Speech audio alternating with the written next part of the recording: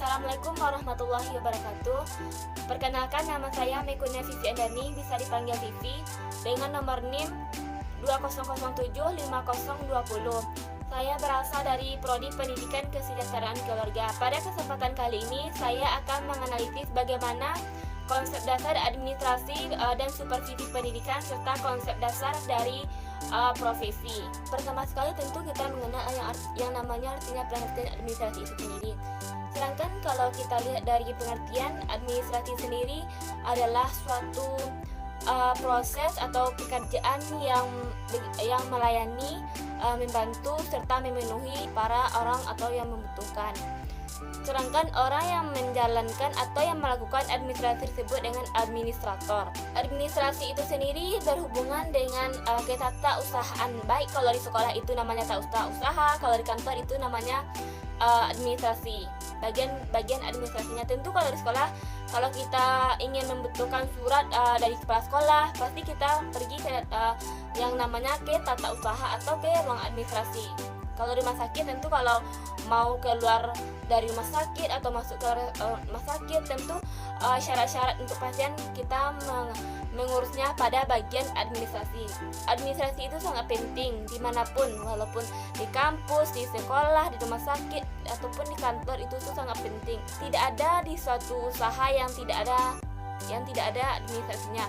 Mungkin kalau tidak ada administrasi di suatu usaha, akan terjadi begitu kerancuan pada suatu usaha tersebut. Selanjutnya kita mengenal bagaimana persamaan dan perbedaan antara administrasi dan manajemen. Kebanyakan orang-orang awam pasti menganggap bahwa sama antara administrasi dan manajemen. Padahal itu adalah kata yang memiliki dua perbedaan atau dua persamaan. Kalau persamaan antara administrasi dan manajemen, persamaan adalah untuk mengontrol, untuk mengatur, untuk mengurus. Tujuannya untuk mengatur dan untuk mengurus. Persamaan dalam pemakaian secara umum, administrasi dan manajemen sama.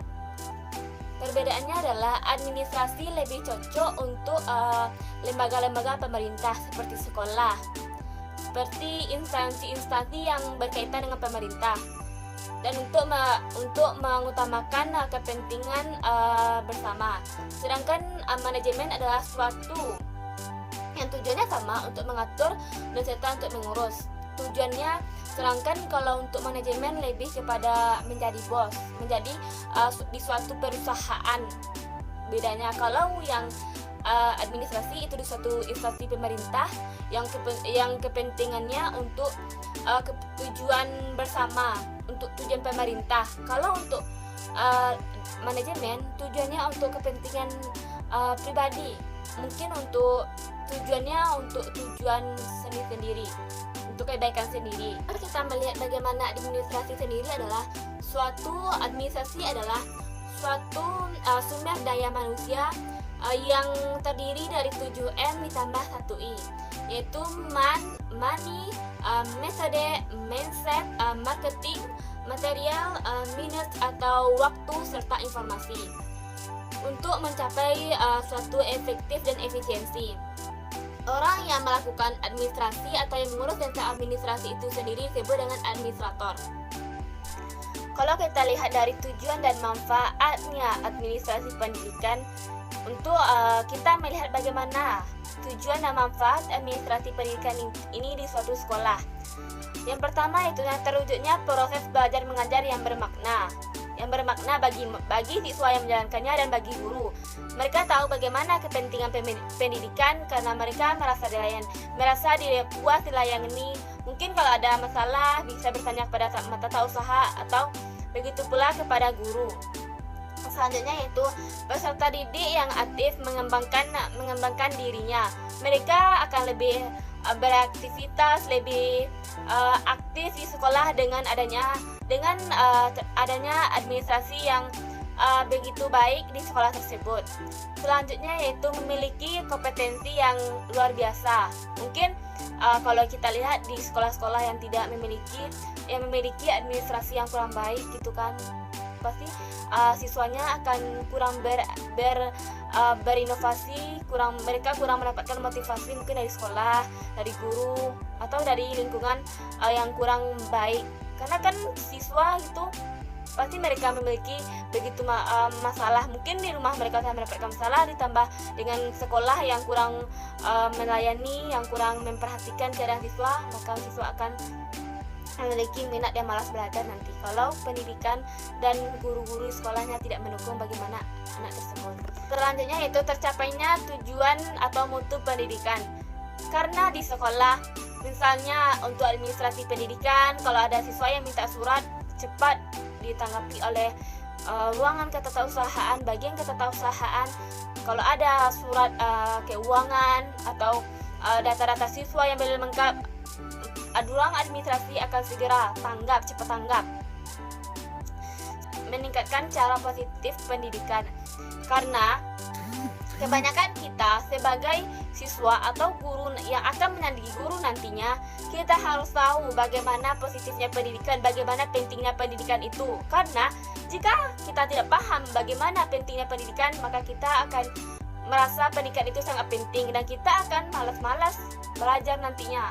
Untuk itu kita haruslah paham bagaimana maknanya, artinya pendidikan tersebut bagi kita sendiri.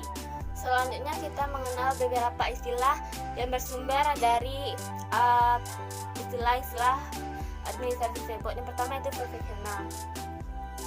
Istilah profesional mempunyai dua makna yang berbeda. Yang pertama mengacu pada sebutan tentang orang yang menyandang suatu profesi. Yang kedua yaitu mengacu pada sebutan tentang penampilan seseorang dalam mewujudkan suatu pekerjaan atau sesuai dengan profesinya. Bagaimana dia melakukan suatu pekerjaannya, apakah dia profesional, apakah dia paham, apakah dia mengerti menjalankan tugasnya itu dengan sebaik-baiknya. Selanjutnya kita mengenal tentang yang namanya profesionalisme. Tadi kita mengenal tentang yang namanya profesional, sekarang kita mengenal yang namanya profesionalisme. Profesionalisme ini adalah sebutan yang mengacu pada sikap mental dalam bentuk komitmen dari para anggota suatu profesi untuk senantiasa mewujudkan dan meningkatkan kualitas profesinya. Mereka harus selalu meningkatkan tingkat kerja, bagaimana pekerjaannya. Kita menganggap bahwa hari ini lebih baik daripada hari kemarin. Pekerjaan kita hari ini harus lebih baik daripada pekerjaan kita yang sebelumnya. Begitulah makna dari yang namanya profesionalisme. Selanjutnya kita akan mengenal yang namanya pengertian dari profesi.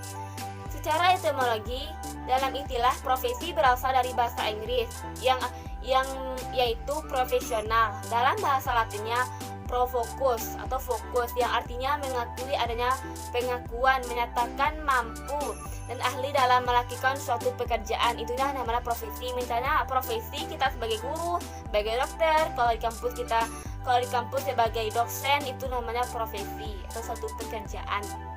Sedangkan secara etimologi, profesi berarti suatu pekerjaan yang mensyaratkan pendidikan sebagai pelakunya, yang ditekankan untuk pekerjaan mental, yaitu adanya persyaratan pengetahuan teoritis sebagai instrumen untuk melakukan perbuatan praktis, bukan pekerjaan manual. Dengan kita menyandang yang namanya gelar profesi, tentu kita paham, tentu kita mengerti bagaimana profesi yang akan kita jalani nantinya. Kita mungkin orang lain bisa sebagai guru, pasti mereka paham bagaimana sebagai guru, tapi jalan praktis untuk mengajarkan kepada siswa nantinya bagaimana profesi berjalan baik, itulah yang tidak paham bagi orang yang tidak memiliki pendidikan di bidang tersebut. Mereka sudah paham, tapi mereka tidak mendalami bagaimana menjalankan profesi itu dengan sebaik-baiknya, dengan sepraktis, dengan efisien mungkin.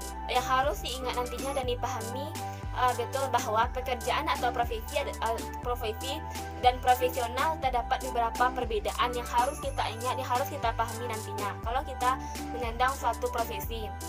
Yang pertama itu mengandalkan suatu keterampilan dan keahlian khusus, itu yang namanya profesi. Setiap orang paham, setiap orang pasti tahu bagaimana melakukan satu pekerjaan tersebut, tapi mereka tidak memahami bagaimana keahlian tersebut yang seefisien mungkin yang mereka pahami. Selanjutnya itu disanakan sebagai suatu pekerjaan atau kegiatan utama pula waktunya.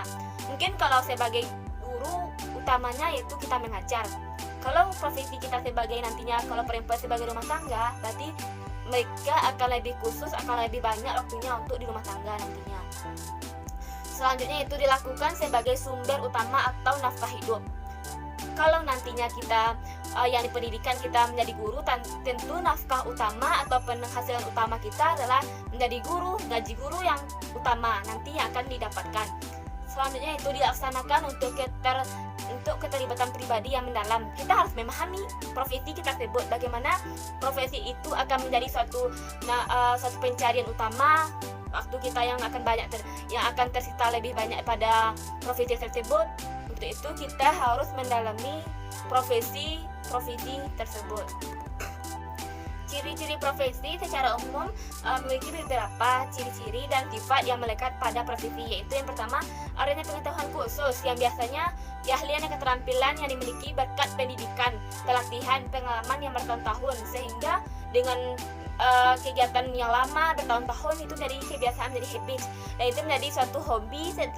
Maka hobi itu akan berkeinginan menjadi profesi. Yang kedua yaitu adanya kaidah dan standar moral yang sangat tinggi. Hal ini biasanya setiap pelaku profesi mendasarkan kegiatan daripada kode etik profesi. Misalnya kalau menjadi guru pasti ada namanya kode etik guru. Maka mereka haruslah paham bagaimana kode etik dari setiap profesi yang mereka geluti tersebut. Selanjutnya itu mengabdi pada kepentingan masyarakat. Artinya setiap pelaksanaan profesi harus melekat kepentingan pribadi di bawah kepentingan masyarakat. Mereka harus lebih mendahulukan kepentingan masyarakat daripada kepentingan pribadi, karena mereka telah menggeluti, mereka berprofesi sebagai itu. Kalau di pemerintah, mereka harus lebih mementingkan kepentingan masyarakat daripada kepentingan pribadinya. Selanjutnya itu adanya izin khusus untuk menjalankan suatu profesi. Setiap profesi akan selalu berkaitan dengan kepentingan masyarakat, di mana nilai-nilai kemanusiaan berupa keselamatan, kelangsungan hidup. Maka untuk itu mereka harus paham sebagaimana maka akan menjalankan suatu profesi harus lebih dahulu izin khusus. Mereka harus minta izin dulu. Mungkin kalau kita sebagai perempuan nantinya pasti kita harus minta izin terlebih dahulu kepada suami kita nantinya. Untuk itu harus ada izin khususnya. Kalau kita sebagai pengendara pasti kita memiliki surat izin mengemudi. Begitulah pentingnya surat izin tersebut dalam satu profesi. Untuk itulah begitu penting namanya suatu profesi. Profesi mungkin perkataannya itu adalah perkataan yang simpel didengar, tapi memiliki makna. Kalau kita dalami, kita akan dapat memiliki makna bagaimana profesi tersebut. Untuk itu sangat penting kita nantinya, kalau kita sekarang berada pada yang ruang lingkup pendidikan, nanti pasti kita akan nantinya tidak akan jauh yang namanya dari pendidikan, dari seorang guru, dari seorang dosen. Kalau bisa jadi itulah kita harus bisa memahami artinya profesi, harus kita memahami bagaimana ciri-ciri profesi, bagaimana kita nantinya harus orang yang profesional. Untuk itu begitu pentingnya kita mempelajari administrasi supervisi pendidikan pada mata kuliah ini. Sekian analisis tentang konsep dasar administrasi supervisi dan analisis tentang konsep dasar profesi.